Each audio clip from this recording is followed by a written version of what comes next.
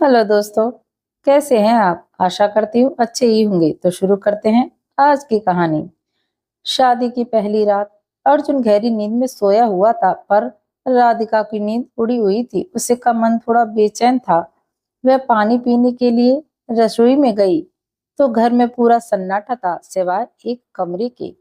वह उस कमरे की तरफ और धीरे धीरे बढ़ी तो उसने देखा कि कमरा अंदर से बंद था, पर उस कमरे की खिड़की थोड़ी खुली हुई थी। उसने खिड़की से झांक कर देखा तो उसके रोंगटे खड़े हो गए।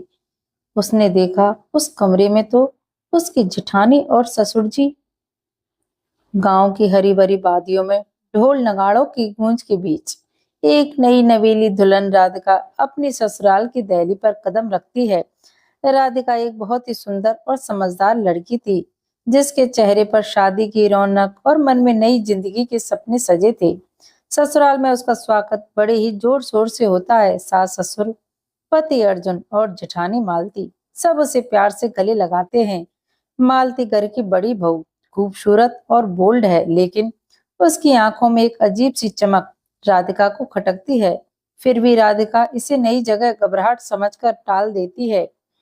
शादी की पहली रात अर्जुन गहरी नींद में था, लेकिन राधिका का मन बेचैन।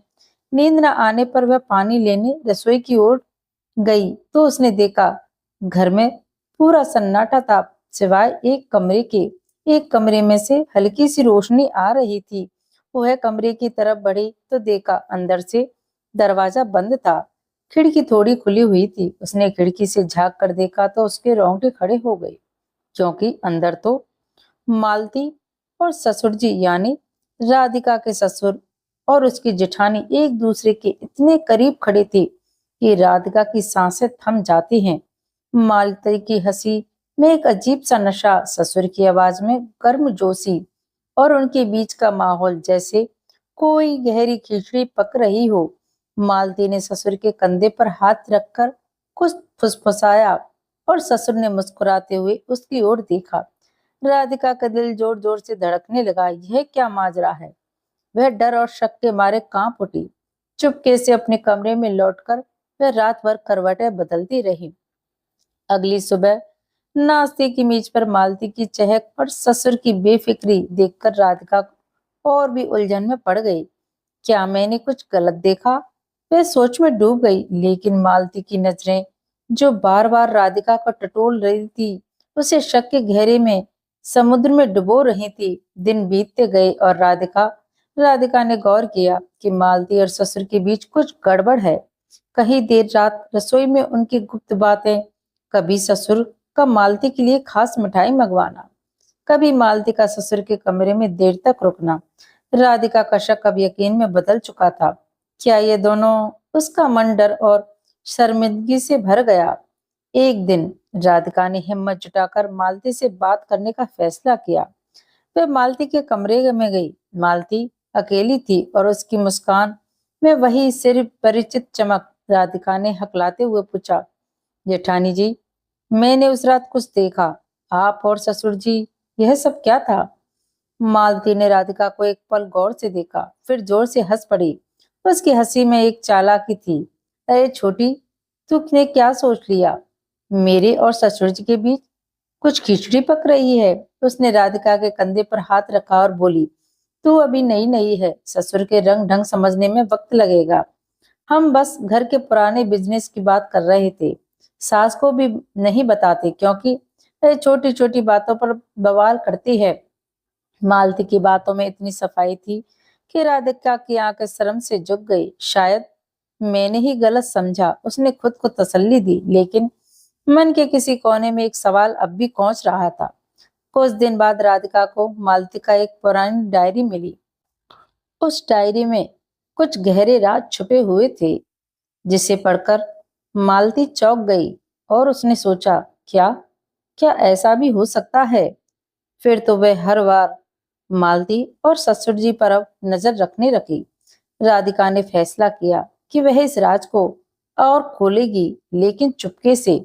वह हर कदम फूक फूक कर रखने लगी। मालती की हर हरकत, ससुर जी की हर मुस्कान और उनके बीच की हर बात को वह गौर से देखने लगी। एक रात जब सारा घर सो रहा था, राधिका ने वही कमरा खुला देखा। इस बार वह तैयार थी। उसने चुपके से अपनी फोन की रिकॉर्डिंग चालू की और दरवाजे की आड़ से झांका। मालती ससुर जी फिर वही फुसफुसाहट में डूबे थे, लेकिन इस बार बात कुछ और थी। बिजनेस का हिसाब तो ठीक है, लेकिन अगर सास को पता चला तो, मालती ने कहा। ससुर ने हंसते हुए जवाब दिया, चिंता मत करो, मैं सब संभाल लूंगा, बस तुम अपने हिस्से का काम पूरा करो। राधिका का मन उलझन में पड़ गया। क्या ये सचमुच बिजनेस की बात थी या कुछ और?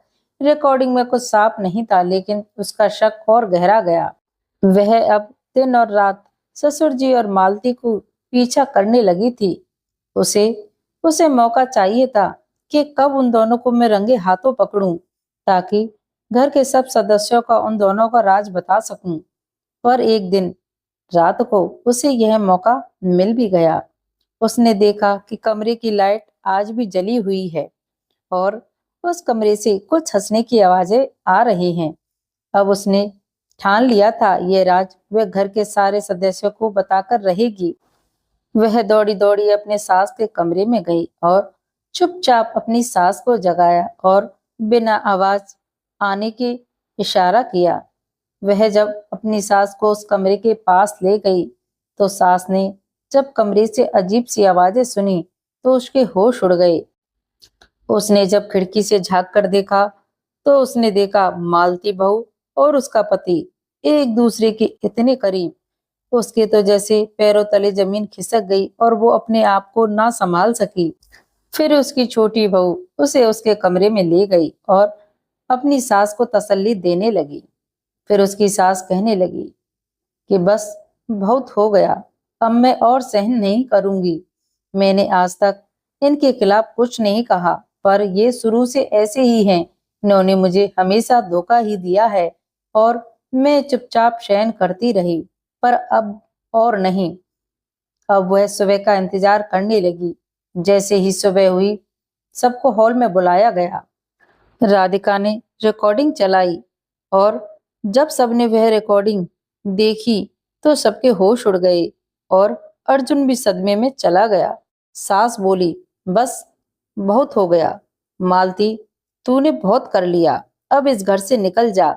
और हाँ, उसने अपने पति को भी एक आंख से देखा और कहा, तुम भी इस घर से जा सकते हो, मुझे तुम्हारी कोई जरूरत नहीं है, क्योंकि मैंने सोचा था शायद तुम बुढ़ापे में सुधर जाओ, पर तुम तो इस बुढ़ापे में भी सुधरने का नाम नहीं ले रहे। मुझे तुम्हारी कोई जरूरत नहीं है, तुम दोनों ही इस घर से जा सकते हो।